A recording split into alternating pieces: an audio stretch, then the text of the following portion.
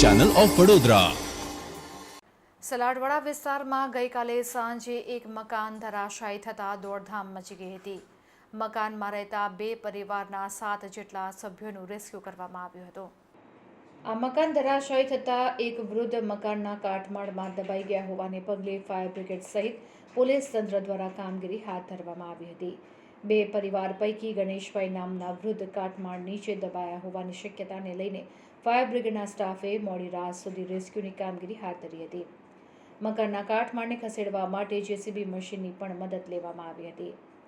સૂત્રોના જણાવ્યા અનુસાર આ મકાનને ગયા વર્ષે પણ મહાનગરપાલિકા દ્વારા ઉતારી લેવા માટેની નોટિસ આપવામાં આવી હતી, પરંતુ વર્ષો જૂના મકાનમાં 2 પરિવારો રહેતા હોવાથી મકાનને ઉતારવાની કામગીરી કરવામાં આવી ન હતી। આ મકાન ગાયકવાડી સમયનું હતું। 7 પેઢી આ મકાનમાં રહી ચૂકી છે। 8મી પેઢી આ મકાનમાં રહેતી હતી। ત્યારે ગઈકાલે મકાન ધરાશાયી થવાના બનાવમાં કોઈ મોટી જાનહાનિ સદનસીબે થઈ ન હોવાનું જાણવા મળી રહ્યું છે।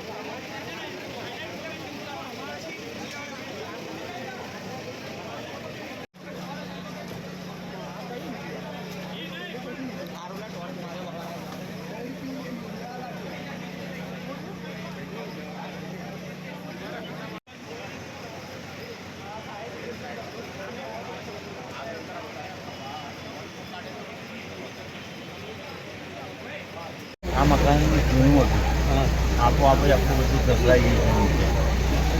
ટેકા બી હતા, ટેકો બી લગાવેલો હતો અને આખું એવું ને એવું ધસરાઈ ગયું। કોર્પોરેશન દ્વારા અહીંયા કોઈ નોટિસ આપવામાં આવી હતી? પહેલાં આપેલી છે અને બધાને અમે જે ઉપર જે મકાન રહેતા હતા એ બધાને નોટિસો આપેલી બી છે, તો પણ એ લોકોને કંઈ હતું નહોતું અને બધા જે કાકા રહેતા હતા એમને બી અમે કીધેલું અને એ બી નકારવાનું માંગતા નહોતા। કેટલા વાગે આ બનાવ બન્યો? લગભગ આ 6:30 7 વાગે। કેટલા જણ અંદર દબાયેલા છે? શું છે સ્થિતિ? એક જ જણ હતા કાકા, અમે તો પાછળની સાઈડ પર હતા। મારી ફેમિલી આખી પાછળની સાઈડ પર હતી, અમે 7 જણા પાછળ હતા। પાછળથી અમે મકાન બનાવ્યું। હમણાં જે દબાયેલા છે તેમની સ્થિતિ કઈ રીતે છે? એ હજુ તો નફર છે, તો ખબર પડશે અમને બી, મને બી નહીં ખબર એ આખા કેવી રીતે એ થઈ ગયા। કેટલી ઉંમર હશે જે કાકા દબાયેલા? એમની લગભગ 70 હશે।